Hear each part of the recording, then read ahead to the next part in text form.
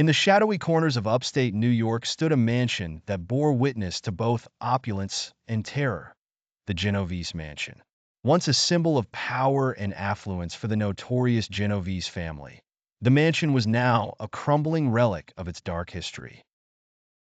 The Genovese family was infamous for their loan sharking, drug dealing, and extortion schemes.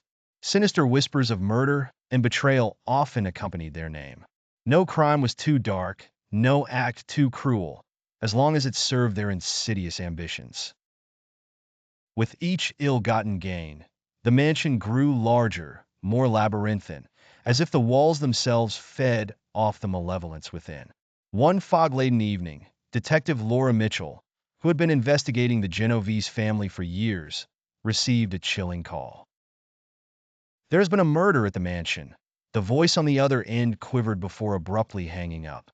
Driven by her commitment to justice, Laura found herself standing before the eerie gates of the mansion.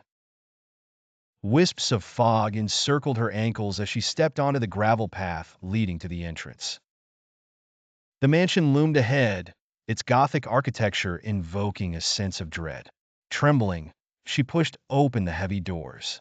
The air inside was thick with dust and decay, but also a palpable malevolence. She started her search in the grand hall, where portraits of cold, stern-faced Genovese ancestors seemed to watch her every move. As Laura ascended the grand staircase, a chilling draft enveloped her. She reached the second floor and began to explore the maze of rooms. Each room was a testament to the lavish but dark tastes of its former occupants. As she entered the master bedroom, something caught her eye, a blood-stained rug. Suddenly, she felt an icy hand brush her shoulder. She spun around, heart racing, but found only shadows. Laura's breathing grew rapid as she aimed her flashlight down a long, dark hallway. In the beam, she saw fleeting glimpses of spectral figures, their faces twisted in agony. These weren't mere apparitions. They were the tormented souls of those who had fallen victim to the Genovese family's cruel ventures. Pressing onward, Laura reached the basement door. Yanking it open, she descended the creaky stairs. The basement reeked of dampness and rot. Flickering her flashlight, she uncovered a hidden room behind a stack of crates. Its walls were lined with blood-stained tools, evidence of unspeakable horrors. A sudden, overwhelming sense of dread washed over her as she realized this was the Genovese family's murder room. The echo of footsteps sounded from behind her. Spinning around, she confronted the specter of Don Antonio Genovese himself.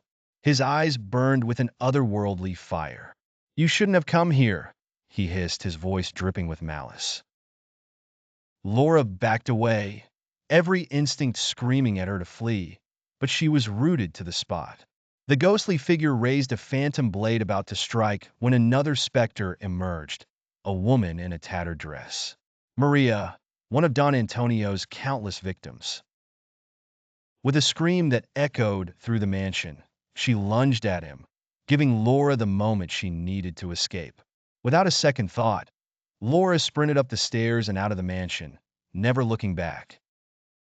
Outside, the fog was lifting, but the dark legacy of the Genovese mansion would remain forever shrouded in mist and mystery.